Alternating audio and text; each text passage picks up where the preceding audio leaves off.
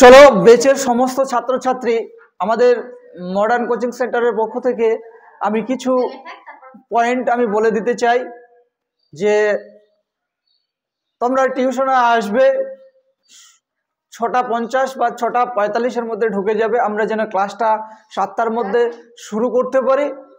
প্রত্যেক গার্জেন এবং প্রত্যেক ছাত্রছাত্রীদের উদ্দেশ্যে বলবো, গার্জেনদের উদ্দেশ্যে বলবো যে আপনারা সময় মতো বাচ্চাদের পাঠাই দেবেন, যেই টাইম বললাম ওই টাইমের মধ্যে পাঠাই দেবেন। আর ছাত্রছাত্রীদের উদ্দেশ্যে বলতে চাইছি আমি যে তোমরা 6:50 এসে উপস্থিত হবে। আমরা 7টার মধ্যে ক্লাসটা স্টার্ট করার চেষ্টা করছি।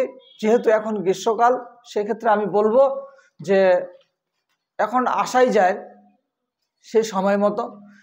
দ্বিতীয় নম্বর পয়েন্ট হচ্ছে আমাদের গ্রামের অঞ্চলে এখন কিছু কাজ পড়েছে। যদি কাজ সম্পূর্ণ হয়ে যায় তো অবশ্যই বলবো বাবা মা বা ছেলে মেয়েদের তোমরা বাড়িতে বসে অলসতামি না করে পড়তে এসো। বারবার করে বলা হচ্ছে তোমরা কিন্তু অবশ্যই টিউশনটাকে ক্লাসটাকে স্টার্ট করো, না হলে কিন্তু আরও পিছিয়ে পড়বে। আর এখন কিন্তু প্রত্যেকটা ক্লাসে পাস ফেল হয়ে গেছে।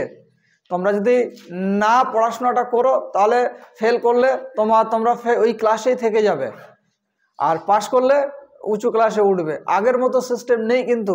গত বছর যেটা ছিল যে ফেল করলেও কিন্তু পাস করিয়ে দেওয়া হতো, কিন্তু এখন আর ওই সিস্টেম নেই। আমাদের পাস করতে হবে। 5-এ ফেল করলে 5-এ থেকে যেতে হবে, 6-এ ফেল করলে 6-এ থেকে যেতে হবে।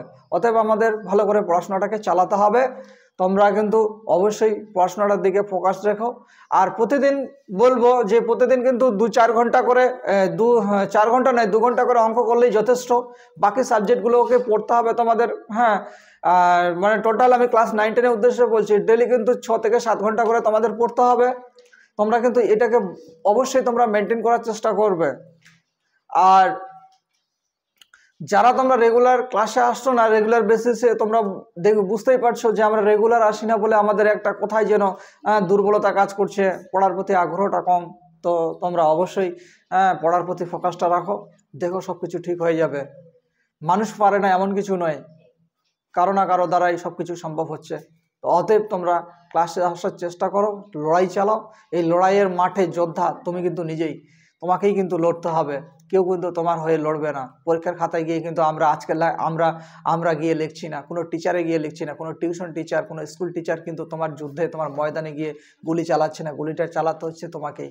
কেন বলছি, আজকে উচ্চ মাধ্যমিক পরীক্ষা, সমস্ত ছাত্রছাত্রীর মনের মধ্যে একটা ভয় কাজ করছে যে কেমন হবে পরীক্ষায়, ইংরেজি পরীক্ষা কেমন হবে, রাইটিং কি আসবে, প্রোজ থেকে কি আসবে, পোয়েট্রি থেকে কি আসবে, গ্রামার সেকশন থেকে কি আসবে। তো তাই বলি এই চিন্তা ভাবনাটা আগে করা দরকার ছেলে মেয়েদের। আজকে পরীক্ষার দিন ভাবলে চলবে না, বা 8 দিন আগে ভাবলে চলবে না। এটা পরীক্ষা সেশন চালু করার আগে, মানে সেশন যেটা আমি 9-এ উঠেছি, তো 9-এ 12-এ উঠেছি, তো 12-এর 1 তারিখ থেকে আমাদের এই ভাবনাটা রাখা উচিত যে আমাদের পরীক্ষাটা ভালো করা উচিত।